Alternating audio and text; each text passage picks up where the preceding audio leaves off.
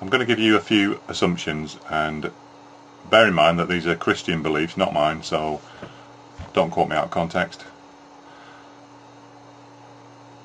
Number one, the Bible is 100% true and accurate, and it's the Word of God, so that's why it's accurate and true.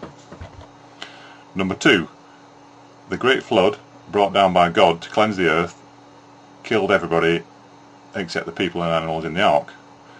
So, therefore, all the fossils that we find are evidence of animals killed by the flood and not evidence of evolution. Number three,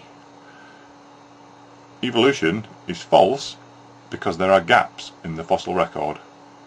Some species that evolutionists expect to be there simply aren't found as fossils, therefore evolution cannot be true. So they're the assumptions. So, if the Bible is true, if the flood really happened, if the flood created all the fossils, and the fact that missing fossils mean that evolution is false, where are all the unicorn fossils?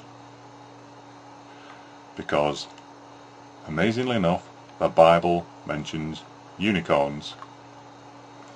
So if gaps in the fossil record prove that evolution is false, then gaps in the fossil record prove that the Bible is lying. Or, if I'm being more generous, the Bible is not 100% accurate, which Christians believe that it is. You can't have it both ways. According to the Bible, unicorns lived at the same time as man. But wasn't everything killed by the flood? So where are all the unicorn fossils? Now the explanation for not finding unicorn fossils would be that fossils are difficult to create and they only happen under certain conditions, and this makes them rare. Some animals never lived in conditions where it was possible for fossils to form. But you can't use that argument, because this is the explanation that evolutionists give for not finding fossils. Fossils are rare because it's so incredibly improbable that any animal will ever become a fossil. So the very same arguments that Christian creationists give to discredit evolution can also be used to discredit the Bible. If everything was killed in the Great Flood, we should we not, be finding unicorn fossils. Now, obviously, Christian apologists will try and get out of that one by saying, well, unicorn, it wasn't a correct translation from the Hebrew. We don't think it was really a unicorn now. No shit, Sherlock.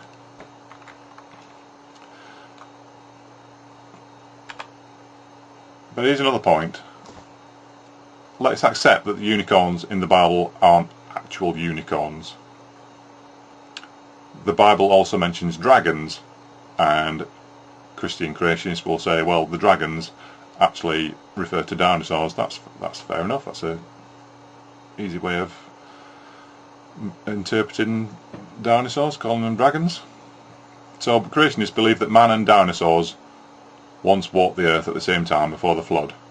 So Noah loaded up 2 sheep, 2 goats, 2 elephants, and then look down the list, here we are, 2 Tyrannosaurus rexes, 2 velociraptors, 2 pterodactyls, etc.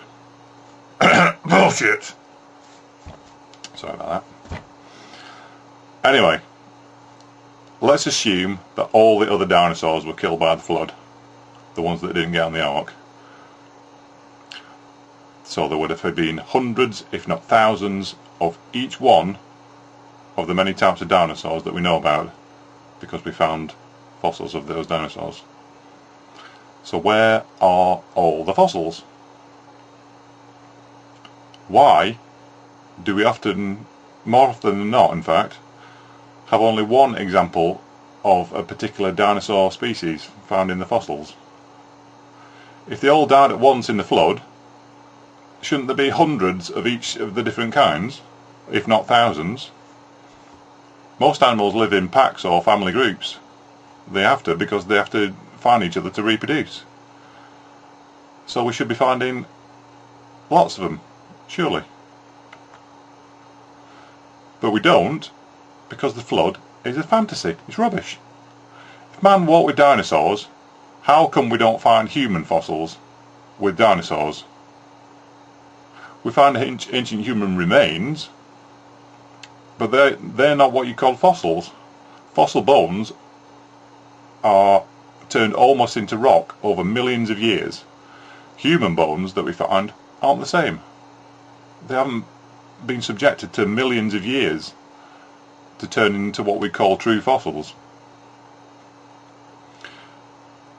This is why you should never listen to Christians who talk about evolution. The arguments they give for doubting the process of evolution can be used in exactly the same way to falsify the Bible. If gaps in the fossil record prove that evolution is wrong, they also prove that the accounts of the Bible flood are wrong. Because if the Bible is true, there should be millions of fossils, pile upon pile upon pile of fossils. Because if all the animals died under the same conditions, under the flood, they should all have become fossils, because they're all in the same position or the same location with the same conditions.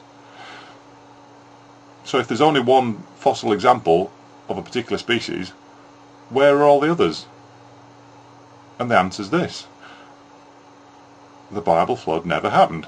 Fossils are scarce, and there are gaps in the fossil record simply because fossilization is so incredibly unlikely to happen when an animal dies. In fact, the chances of it happening are much, much bigger than winning the lottery. The conditions have to be absolutely right and absolutely extraordinary for an animal to become a fossil.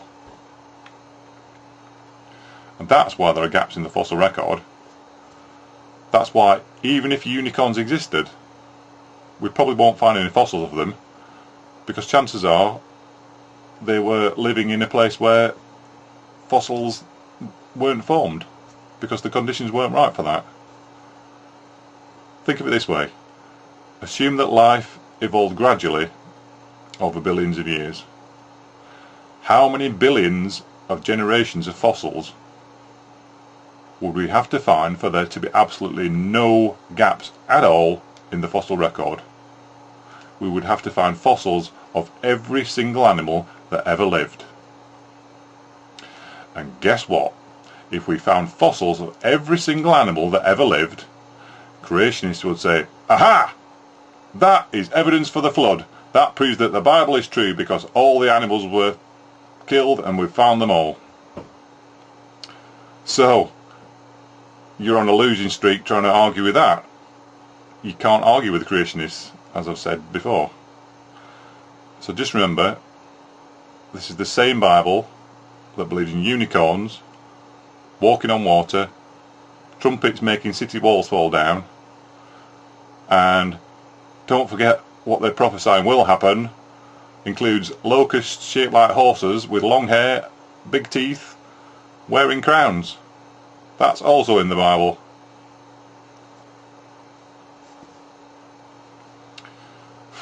Enough said.